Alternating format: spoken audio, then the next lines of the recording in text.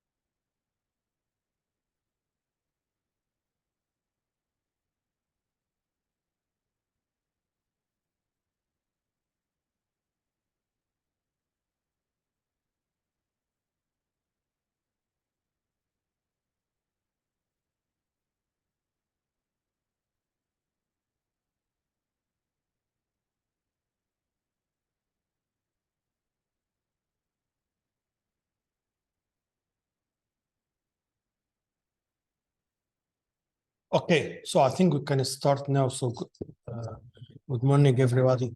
So last time I explained, or even early in this course, I told you that internet is actually network of networks, okay? Because the internet is very scalable. We have too many computers. We can't just simply create one network that has millions of computers. That's okay. Usually, any network should have a small number of computers. Okay, so that's why the way we do it is we create several networks and we connect them together. So what I explained last time is, or what I explained before, we have what we call autonomous system or a network. This autonomous system is under the administration of one administrator. For example, like Qatar University, you can see it like one autonomous system. And then we have here other autonomous systems, okay? And then here we have what we call a boundary router. This boundary router is responsible to connect this AS to other AS. Okay, so you have here, and then I told you also last time, somehow, okay. So, and also I told you last time, we have two routing protocols. One routing protocol is called intra AS routing protocol, and this routing protocol used here inside AS. So this routing protocol is used inside AS. This routing protocol should provide information about the reachability of the computers inside AS. Okay. How can we reach to different computers inside AS? And then also I told you we use another routing protocol here. This routing protocol, we call it inter-AS. Inter-AS means it's connect different AS together. So this routing protocol should give you information if I wanna send any data to AS number 7, for example, which route I have to take to go to 7. So this one should give you information about the reachability of the different AS together. Okay, and that's what I explained last time. Even also I told you last time here. And the reason for that, as I told you, to hierarchy, to make hierarchy here. Okay, so that's exactly what I'm explaining here. We have inter should be inside here. We have inter between the boundary routers here. Okay. Also, last time I told you. So again, you should understand we have two different types of protocol. Every routing protocols, every one of them is providing different information. Intra is providing information about the reachability of computers in one AS. Inter is providing information about the reachability of different AS. Okay. So the question is that do we need both of them in some routers here, or we need only one of them? Okay. So the answer is, if you look at the boundary routers, the routing table of the boundary router should have information from the two protocols, inter and intra, simply because if you send some data to the boundary if you send some data to the boundary router to send it to other AS, so this boundary router should have information about how the reachability of the different AS. That's why it should have information from the inter protocol.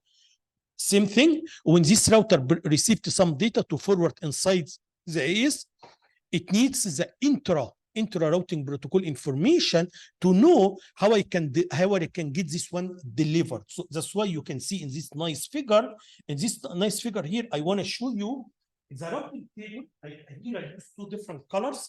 I use red color and also the blue color here to tell you the routing table here should have information coming from the two protocols. Okay, so this is one thing I explained last time. The other thing also I explained last time about what about the internal routers here? The internal routers here, actually what happens, this is the AS, it's connected. Maybe we have more than one boundary routers. Okay, so this one is going to connect to AS3, this one is going to connect to AS5, and so on. So maybe we have different boundary routers. Okay, so here in the internal router here, for sure, number one, it needs information about the reachability inside AS. If I want to send any data to any computer inside AS, so I should have this information. That's why it needs intra-routing protocol information. Is that everything? The answer is no. Also, it needs some information about which boundary router I should contact if I want to send some messages outside the AS. For example, here in this very simple example, if I want to send some data to AS3, so I have to send it to this boundary router. If, for example, this is AS, for example, 7. If I want to send something to AS7, so I have to send to this router, or I will have to send this router. So, and this information should be provided by inter.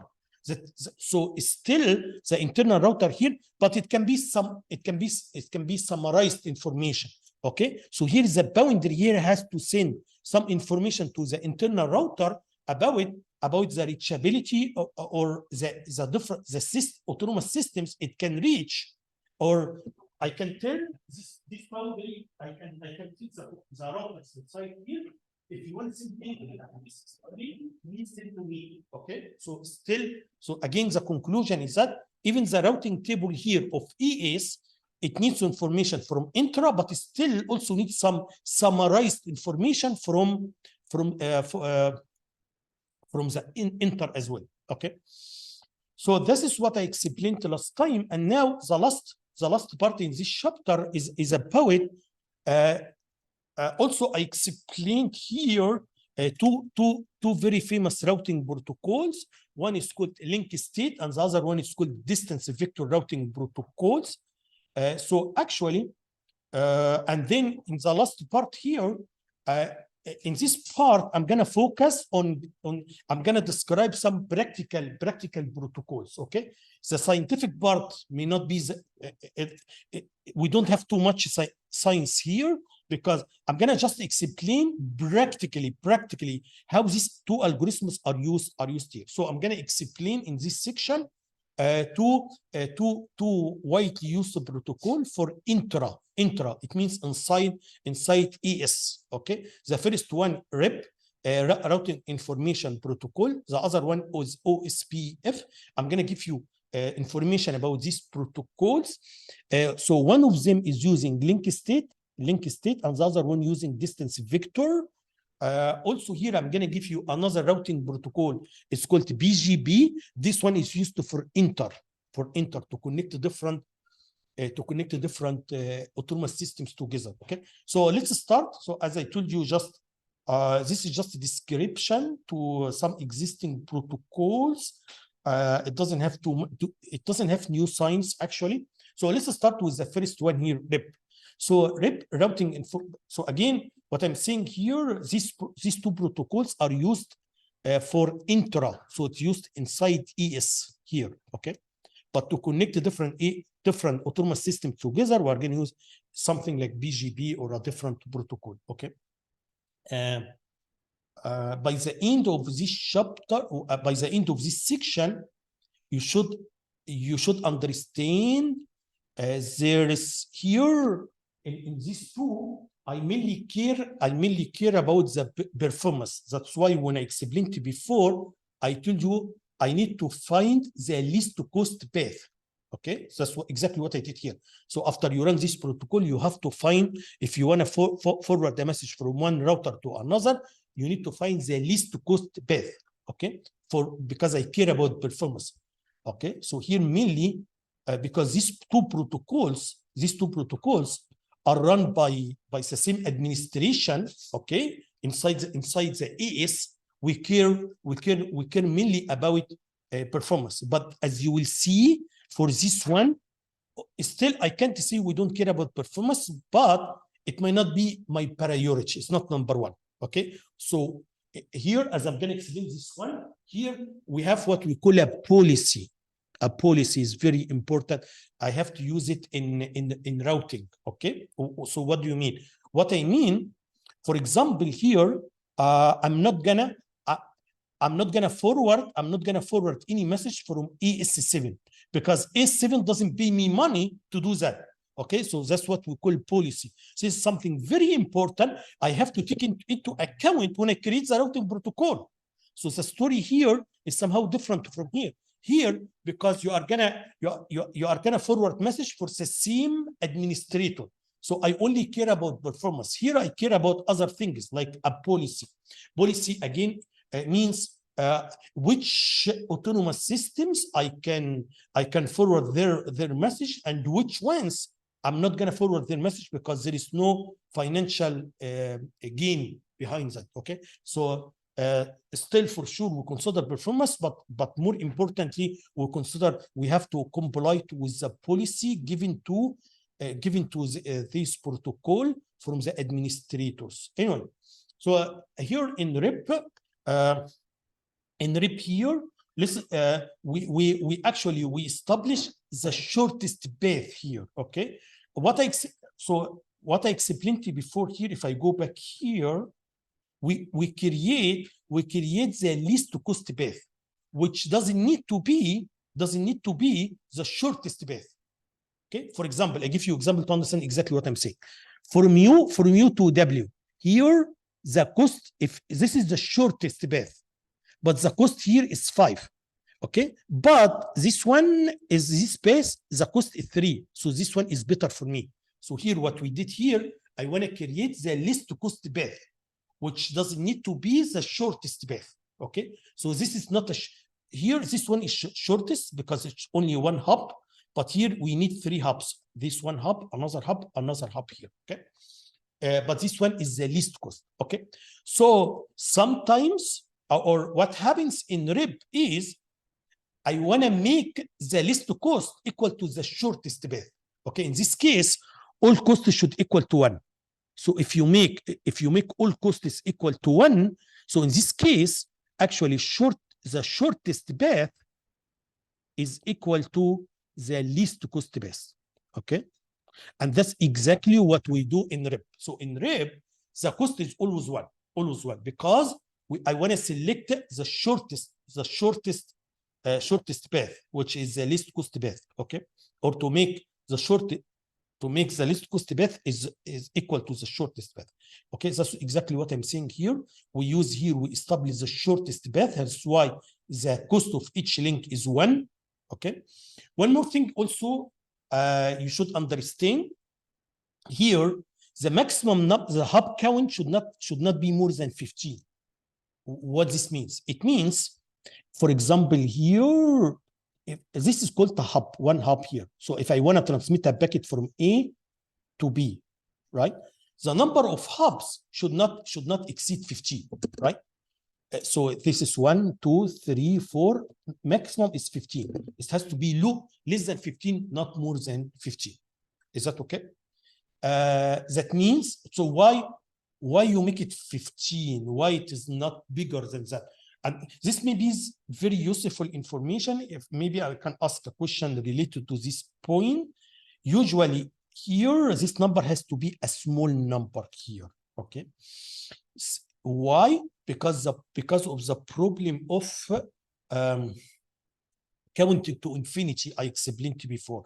So one of the problem we have in distance vector, as I explained before, is actually count to infinity, okay? When there is a change here, or the problem happened actually here, in order, when we have a reverse path, something like that, this is a reverse path. So here, y, if you, y want to send to x, is going to send to z, this is going to send back to y, and then y is sent to x, right? So that's what we call a reverse path. This reverse path, it can create very slow convergence. And one of the problems we have actually in distance vector is the slow conversion. The slow conversion means it takes long time, okay, until you create the routing tables, okay? As you see here, as I said last time, you send to me, I have this number. You can continue doing this one for some time. Okay, that's what I explained last time. This problem counting to infinity problem, and this is bad for convergence. And I told you last time, one of the ways to solve it using Poisson reverse. If there is a reverse like this one, z is gonna tell its neighbors the cost is infinity. Okay, that's what I explained last time. And but this may not solve all problems, because here I just give you very simple example when you have only three routers. In reality, you still have the problem here. For example, if you, in case of you have more number of routers, still you have this problem. So the other way to solve this problem is to make this number small. For example, here in this example here, because this one is 50, I need 50 rounds in this specific example. So here you add one, you add one, you add one, you add one. So here you need 50 iterations until I find this. Until I find, here you have, look here, increase 6, 7, 8, 9, 10, until this one becomes 51. Once this one becomes 51, so now I'm going to move to the other one here. Okay. So anyway, so that's what I'm telling you here. When you use, the conclusion is, when you use small numbers here, this will contribute to solving the count to infinity problem. So for example, in RIP, the maximum count is 15. That means infinity is equal to 16 and above, or 16. Once you reach to 16, that's infinity for me, because I'm not going to allow any path with a cost of 16 or more.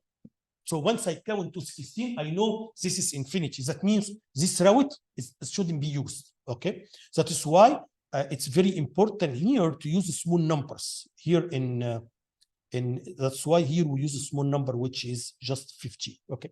One of the things is here, distance vector exchanges with neighbors every 30 seconds. So every 30 seconds, routers exchange a distance vector to the neighbors. Each advertise here, it has 25 destinations. Okay. Within ES. Okay. Also here, each router maintains a table of minimum distance. That's what we do in distance vector. You should have a table with the minimum distance. Okay. Minimum distance here is the minimum number of hubs. The hub count, each router keeps a routing table that has, inside the routing table, also as I told you before, number one, it has one entry for each destination, one entry. And this entry should have the destination, okay, hub count, which is the cost. In this case, hub count is the cost, and next router. Okay. For example, I can reach to computer F, for example, okay, and the cost is gonna be 7. So I need seven hubs for that. Okay, and the next hub is gonna be A. So something like that. That's how the routing table looks like. Okay. Here I'm gonna explain some messages exchanged in this protocol. In the very early of this course, I told you in networks we use protocols. Every protocol has to define what messages you can send and what is the format of the message, so that we can understand each other. Okay. For example, we should agree the size of every message. We should agree if I sent you 1101, that means I'm saying, I'm giving you alarm. I'm saying hello to you, whatever. Okay. So anyway, so this is something every protocol has to define the size of packets, the format of each packet, what kind of packets you can transmit, and so on. So here we have two main types of packets here. One is called the request packets, the other one is response packets. Request packets are sent out on startup by each router.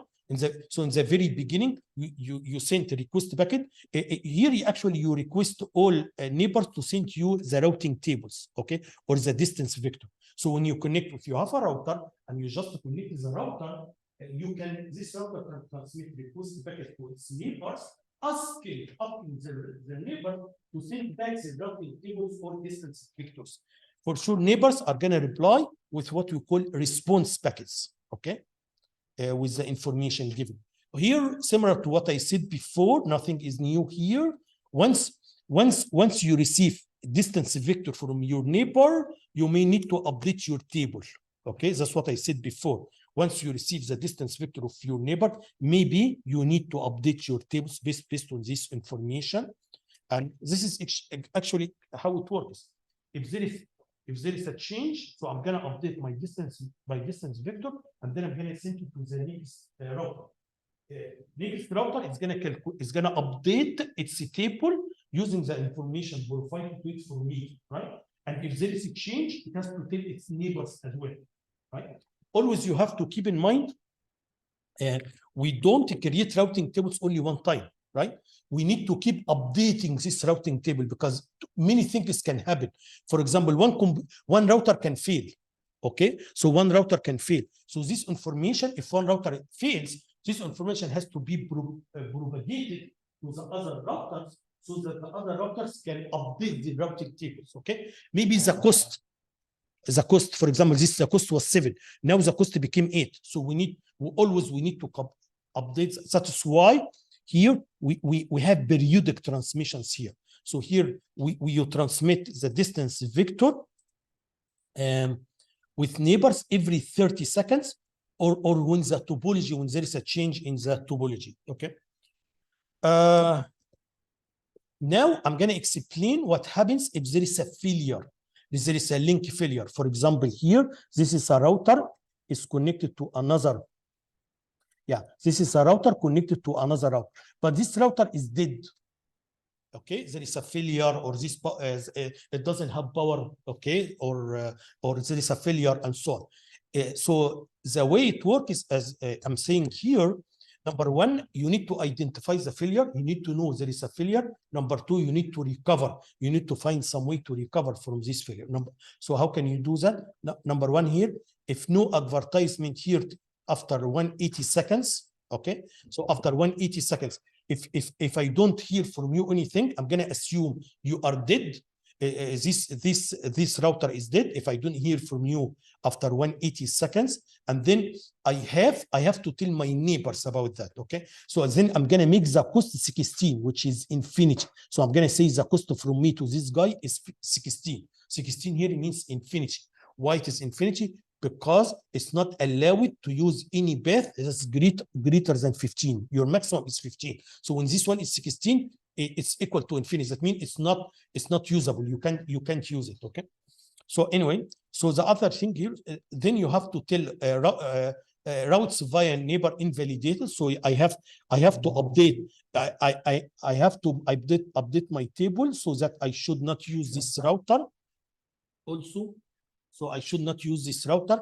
Also, I have to tell. I have to make advertisement to tell others about the change happened to my distance vector to avoid routing anything to this router, so that the link failure information should propagate quickly, and we have to update the tables quickly, right? Why it has to be quickly? Very simple, because if you keep using the old information, you are going to keep sending data to this router, and all these packets are going to be dropped because this router is dead. Okay, it's not working. So it's not good for the network to consume bandwidth and the computation and then at the end, all these routes are, all these packets are dropped. Okay, that's why we need to propagate, we need to update the routing tables quickly. Okay, if there is a failure or something like that. Regarding another problem, which is counted to infinity problem, what we do here in RIP, we use Poisson reverse. Okay, I explained what it is, and this is very important. What is counting to infinity problem? How can we solve it? Okay, so here we try to solve it in two different ways. Number one, we use Poisson reverse, as I told you before. Number two, the hop count, I'm gonna make it limited, as I told you, only 15. I'm not gonna make it big number, because this is gonna contribute. Is gonna contribute to fast recovery. Again, this is very important. I may ask this question in exams. You should understand here in RIP why this number has to be small. Okay, because the smaller this number, this is gonna contribute to fast convergence. Okay, because we can converge faster the smaller this number. Okay, but for sure it can't be too small. Otherwise, if it is too small, I may not. If I make only 3, so I may not be able to reach to any computer that is. You are going to make the network too small if you make it small, because maximum is going to be only 3. So anyway, in RIP we use 15, but you should understand the link. You should understand the relation between this number and between convergence. You should understand that. And the smaller this number, this will be better for, because I give you very simple. I give you one example here. In this example, in this example, I put here 50. That's why to solve the problem, you have to count to 50. And if I make this one, if I make this one bigger, so you have to count. For example, if I make this one 1,000, so you have to count here until 1,000. Okay, and so on. So so it's going to take very long time. That's why we have to use a small numbers here anyway. Okay. So yeah, so now I'm going to move to the next one. The next one is called OSPF. Okay, and in this one, this protocol is actually, here we use link state routing protocol. You know the difference between link state and the distance vector. One of the main differences is in distance vector, I'm gonna send information only to my neighbors, my direct neighbors. That's it, right? But here you have to broadcast this information to everybody. So if I go back, just I want you to remind how I explained this one. The way I explain this one is, as you see here, every computer has to create what we call link state packet. As you see here, the link state packet should have the router. It should have. So, for example, here I am router A. I can reach to my neighbor is B and F and E. Okay, so I have 3 neighbors, B, F, E. And the cost for P is 1. The cost of F is 3. The cost of E is 2. Okay, so here I have to list who are my neighbors, the cost of my neighbors, and then I have to broadcast. I have to broadcast this message to everybody, not only to my neighbor, to everybody. Okay, and then after that, I have to create what we call a link state database. As you see here is the database. This was the connection for A, or connection for B, because I received this message from A, I received this message from B, I received this message from C, from D, and so on. So that's why, as I told you before, here in link state protocol, we have you have complete routing information. So you have here, you can know the whole, you have the whole topology. You can know how many routers we have, how they are connected, the list of the cost of each. We don't, if in distance vector, we don't have this information. In distance vector, my neighbor is going to tell me the cost from my neighbor to every destination, but it's not going to give me anything about it. I don't know how. So, for example, I am computer A, I have neighbor computer B. B is telling me the cost from me to Z, to computer Z, the cost is 7, right? And then I'm going to use this information. But how B is connected to Z, I don't know. Okay, I don't know how, but here you know the whole topology. You know that when you send a packet to Z using this route, it's gonna go through X, Y, Z. you're going to use the whole topology. Okay.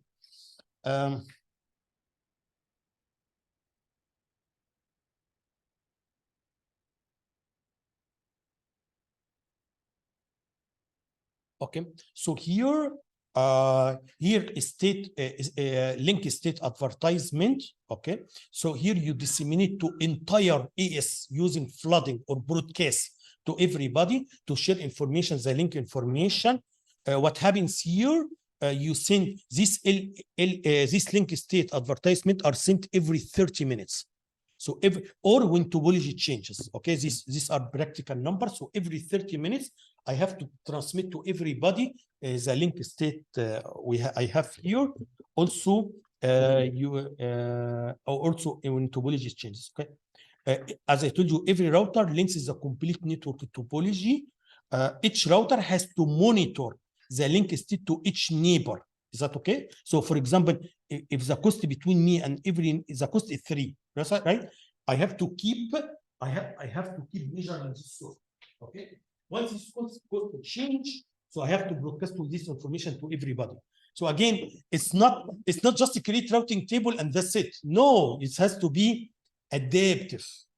Any change, you change the tables. Okay, you always have the most recent because so many things can change.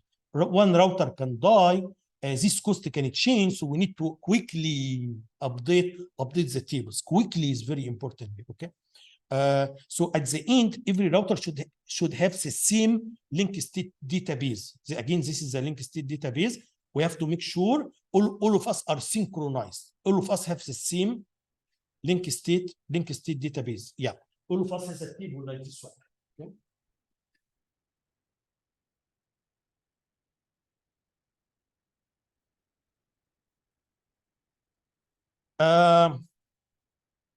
Okay, here I'm going to explain in this protocol. This protocol comes with several messages. I'm going to explain some of these messages here. The format of the message are defined in the protocol. The first one is hello packets. Hello packets are used to discover your neighbors. Okay, so if I connect a computer, how I can know who are my neighbors? Very simple. In this protocol, there is hello message. I have to say everybody, I have to send a message with a special format. We call it hello. I have to tell my neighbor, hello, are you there? And then they have to reply back to me telling, hello, you are my neighbor. This is my address. Yes, I'm here. So we are neighbors. So yeah, so by this way, we can you can know your neighbors, you can know their addresses and so on. Okay. Also, sometimes I wanna measure the delay between me and my neighbor. Okay, so that's why we have what we call echo packets. So this protocol defines something echo packets. Echo packets means if I want to measure, if I want to use the cost here, the delay as a cost, I wanna measure the delay between me and between. So here, what happens? You are gonna send a message here, and then you have to send it quickly. Okay, that's why you call it echo. You send back to me so that I can calculate time, how much time it took from me to the other side, and then by this way I can measure the delay. So that's why you call echo, right? So anyway, so this is also one of the messages that has to be sent. Another message here, like database description packets. Okay, so these packets are used to synchronize the link state databases. To just, I can ask my neighbors to exchange, to give me their database description, right? Building link state packet, telling all it has, just yeah. So also you can send link state packets. Okay. Also, one of the message you have to send here, you can request, you can link state request. So you can ask your neighbor, please give me one link state, not the whole thing. So for example, I want to go back to here. So for example, I can ask my table, please give me the link state of node B. I missed it. I don't have the link state of node B. Please give it to me, for example. So yes, you can send a message with a certain format. Your neighbor can send this information to you. You can ask for the whole database. Your neighbor can send it to you as all these messages are defined in this protocol. Okay.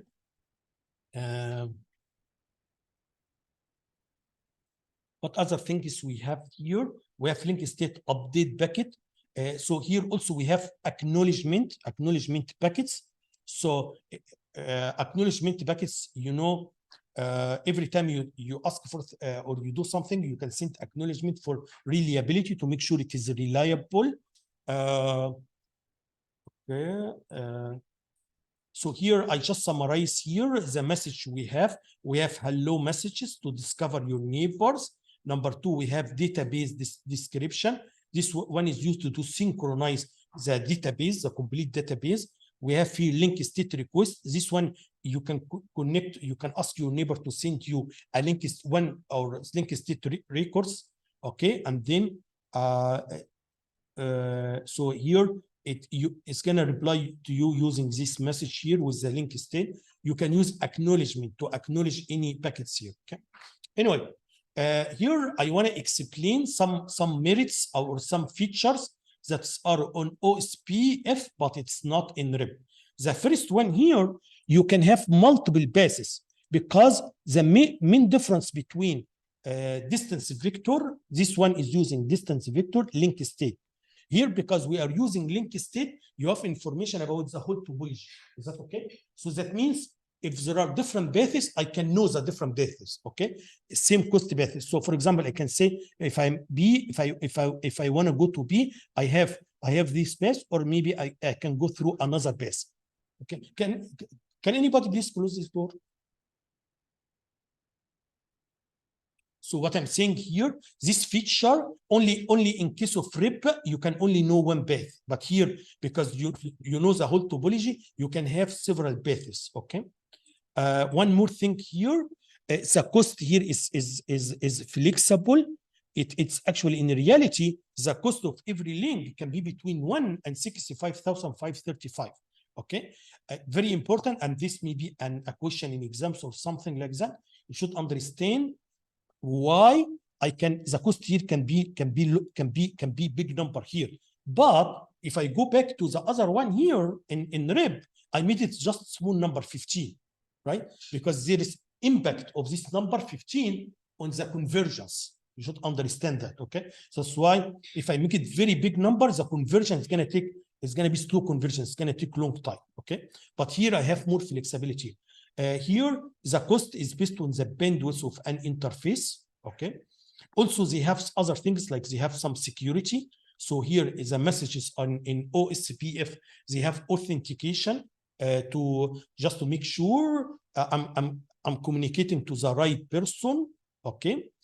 Other thing is here, I'm telling you, experience has shown, and I know several of you have already, their project is about comparison between RIP and OSPF, okay?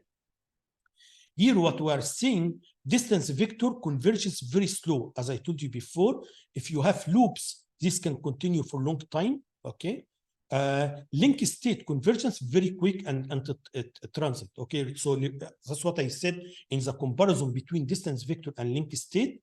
And link state can converge very quickly comparing to distance vector, okay? However, OSPF here, you create more traffic here because you flood, okay? Because in distance vector, you just send information to your neighbor, only your neighbor. But here, you have to send the link state packets flooding. You have a broadcast to everybody in the network. So that's why you generate more traffic here. But regarding conversion is better. Again, both of them are used. Both of them are practical and used, but I'm making comparison here. One of the things also we have here in OSPF is what we call hierarchical OSPF. So what this means, I'm gonna tell you what this means. It's a very interesting and very important idea. You should understand the enemy of any network is scalability.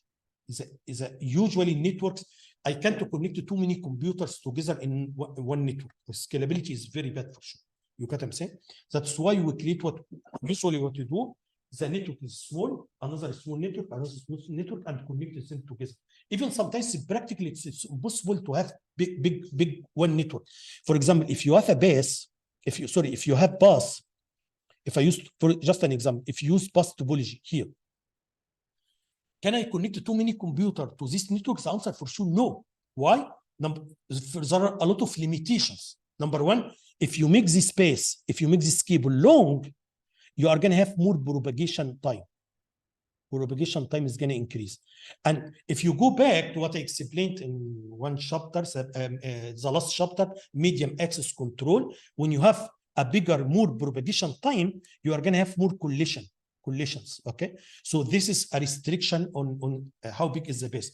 Another restriction is attenuation. So when you send the signal here, this signal is going to be attenuated here. So that's why you need repeaters. So anyway, it's not good for any network. It's not good to have too many computers in one network. That's why we create we create network of networks. Okay, so let's return to my point here. So I have just explained the idea of hierarchy. Hierarchy we already have. This hierarchy I told you we have AS, autonomous systems. That's what I told you. Okay, so and then here we have here boundary. The boundary here, and then we are connecting them together. Okay, so here, instead of creating one big network, no, I'm gonna cut them into small networks. This autonomous system 1, autonomous system 2, and so on, and then I'm gonna connect them together. Here we use intra, here we use inter. That's what I told you. That's what we do, right? So this is which is good for hierarchy, for scalability. Okay. However, now I'm going to repeat the same idea again. I want to add another level of hierarchy. Okay, what do you mean? What I mean, what if, for sure, what I did here is much better than connecting every computer together. For sure, that's much better, right? Because at least this one, I cut the number of computers we have in the world into subset. Okay, every AS here. Okay, that's for sure. But now I wanna tell you we can add another level of hierarchy. What if this AS, one AS, you have too many computers in one AS? You get what I'm saying? So now I'm going to talk about one AS. Inside this AS, we have too many computers. So I can add hierarchy again inside this AS to address the scalability issue, right? So now I'm going to talk about how can we do that using OSPF, as we see here. So I'm going to come to here. Yeah. So here we have something we call hierarchical OSPF. So the idea of hierarchical OSPF here, as I told you, this is only one AS. One AS. Is that okay? So, but we have too many computers here in this AS. So I want to add another level of hierarchy here. Okay. So what I can do here, exactly similar to what I did before. What I did before is the computers I have, I cut it into AS, and then I connected them together. I'm going to repeat the same idea again here. Okay. So here, I'm going to have areas. So here, we have area 1, area 2, area 3, and so on. In every area, we have a small number of computers. Okay. And then I'm going to use something, we call it backbone. Backbone, as you see it. This backbone is used to connect these different areas together. Okay. So why this idea is interesting? Okay, to deal with the scalability, simply because if you run a routing protocol here, I'm gonna only broadcast messages here. I don't need to broadcast to every outside the area. Is that okay? So that's what we call hierarchical OSPF. So now we have route. So now we have area router inside the area. We have border routers to connect the different areas together. We call it area border routers. And for sure, we have the boundary router for the AS. Okay, so here we have So here, this is AS. We have a boundary router here to connect this AS to another AS. Inside it, we have areas. Okay, we have areas. And these areas are connected using backbone. Okay, so we have here router for each area. We call it area router, border router. And also we have here border for the whole AS. Let me tell you here. And then again, I'm going to just repeat what I said is almost exactly the same thing here. What information do you need? Okay, so every router here needs information about the reachability inside this area. That's for sure. Also, this one should have information about how I can, if I want to send data from this area to any other area, how I can do that, how I can transmit it. This is second type of information. So here we have routing protocol here to tell you about the reachability inside this area. Also, this router has to exchange information with other routers. Okay, and about, and also we need routing protocol here to see if I want to transmit data from one router to one area to another area, how can we do that? Okay, on top of that, also, I'm gonna keep what I said before.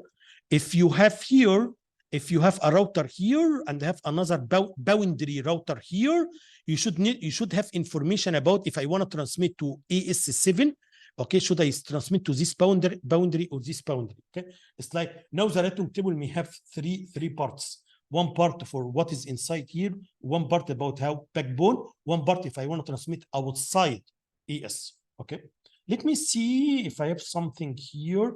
Again, the main advantage here is actually you flood in a small area. This is the main. If in any messages you do, it has to be only in a small area here. Okay? There is a special area, we call it backbone. This backbone is used to connect different areas together. Okay. Internal router has all links to networks within the same area. Area border router has links to more than one area. Okay, should have information about the reachability, how I can reach the other areas. Backbone router runs OSPF routing limited to the back. So here we have one protocol here. It's about how can we connect the different areas together. Okay, we have another protocol here. Okay. If a router inside an area wants to send a packet outside the autonomous system, it should have information about for the enter. Okay, about which so again, you need information about how can you send data inside area. You need information about if I want to transmit data from one area to another area, which data I have to take in the backbone. You also need information about if I want to transmit information to another AS autonomous system, which boundary router I have to send to. Okay, and this information are coming from different routing protocols you need to run. Okay, let me see if I missed something here. I think that's all what I have here. Okay. Okay, thanks. So only this one is we have only BGPs. It shouldn't take much time. So we can. So now regarding the project, do you want to make presentations here? Okay, this was I planned in the beginning of this semester.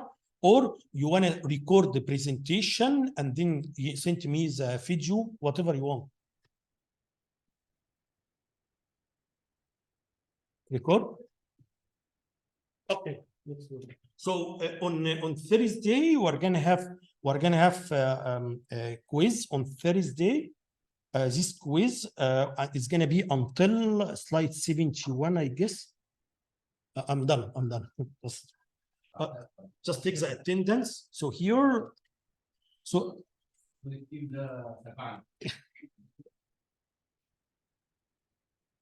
okay, just take the attendance. So the quiz will be on Thursday. Is gonna until 71. Is that okay? Slide 71. Oh, make sure it's 71.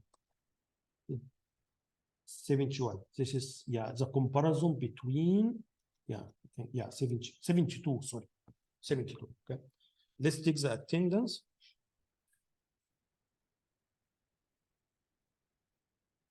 Sorry, 51.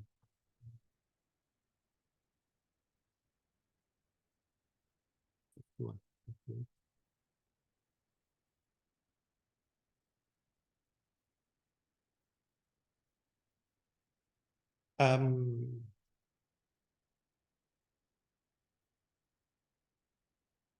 So on Thursday as well, this is the deadline for the homework, right?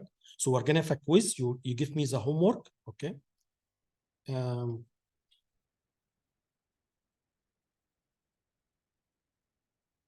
It's 4916. 4916.